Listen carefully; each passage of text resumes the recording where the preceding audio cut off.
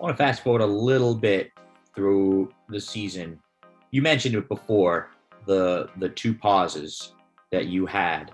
That led into your game against Siena on national television on a 20-day pause. 22-day pause.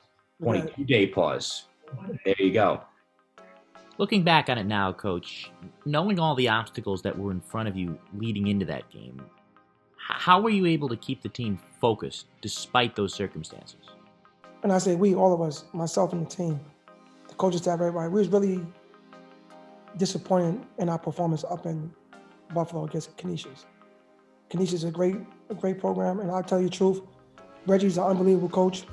And for some reason, certain teams just kind of got your number a little bit, right? So, since I've been in the league, playing numbers has been tough. And I was disappointed in myself because I thought I didn't coach a game I was supposed to coach up there. I was still trying to get used to my team, right? Because, like I said, we haven't had these practices together, right? So things didn't go well, and it was a bad taste in my mouth. We lost those 2 games, came back home, we was getting ready for Fairfield. Then we got the call Wednesday from Canisius, like, 2 of our guys tested positive. We like, today is Wednesday. We played you guys Friday, Saturday, right? Now, mind you, we test Monday, Wednesday, Friday. So we already test Monday and Wednesday already. So we already had 2 negative tests. So I'm like, all right, well, we good. It's been 4 or 5 days. So, but with the contact tracing and the health department in Jersey City and the way the New Jersey thing was, it was like, all right, well, you guys got shut down. So we set out. I think there was another team. I believe it was Iona. So now we getting ready for them. Saturday night, we finished practicing. I get a call saying that they had caught a positive case. I'm like, you gotta be kidding me. So now I'm saying to myself, what I'm gonna do with all this time with these guys? And so we kind of figured out a plan, got a plan, and we said, once we get back on the court, you seen the hunger in our guys. Our guys was hungry to play because they know that any given moment you could be shut down, so you can't take it for granted. And I reminded them that, like, fellas, before every game, I said it before every game, let's be thankful we have this opportunity to play this game of basketball. There's a lot of teams and there's a lot of people out there that can't play.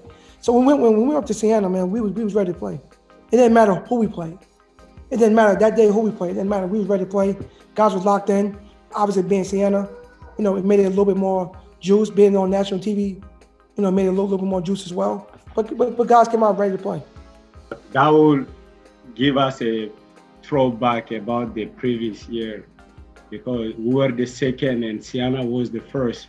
So them beating us like one time at their place and we beat them at our place and they're becoming first in the MAC and we becoming second. So we all had that mind we owed them. So we have to pay back. So with that mindset, that really helped us through that game. The pauses were something that every coach in the country had to deal with this season. How frustrating and how difficult was it to keep your team in a rhythm during those periods?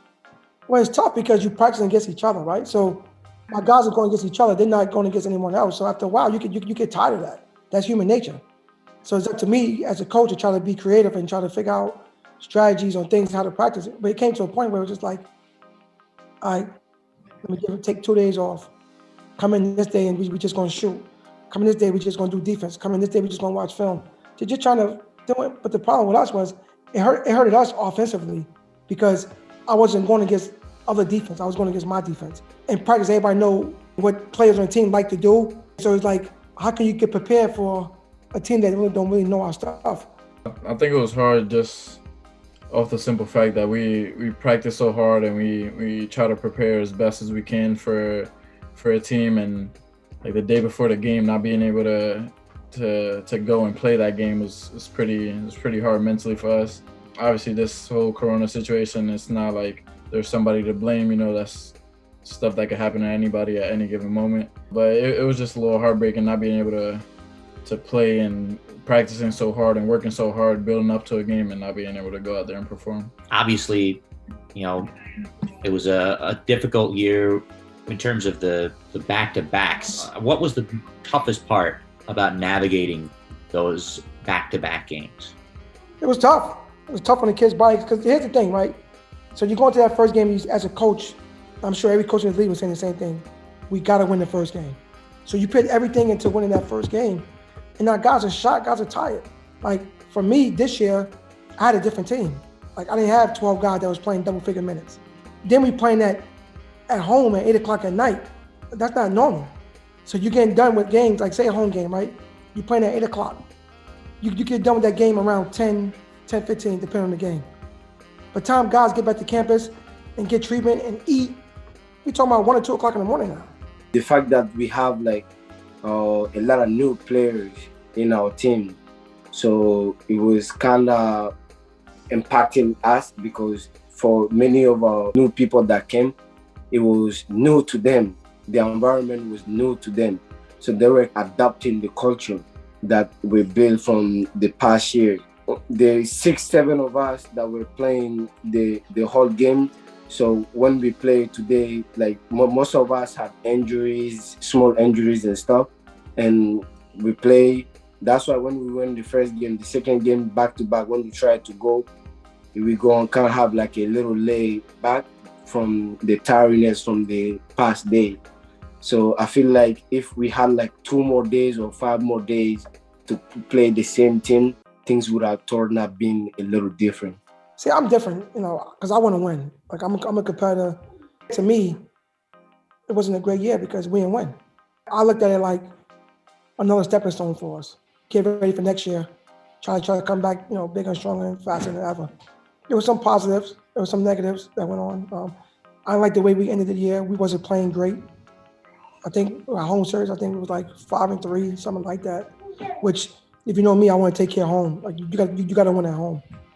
And then, Fairfield's a good team. Jay does a great job. I thought we got tired. I thought the night before against Ryder, I thought we played unbelievable well. Once again, I blame myself. I didn't make a lot of subs in the second half. But like I told my staff, man, we got to get to Friday night. Like we can't worry about tiredness and everybody's tired at this time of year, right? But, Fairfield knocked us off and that's what happened.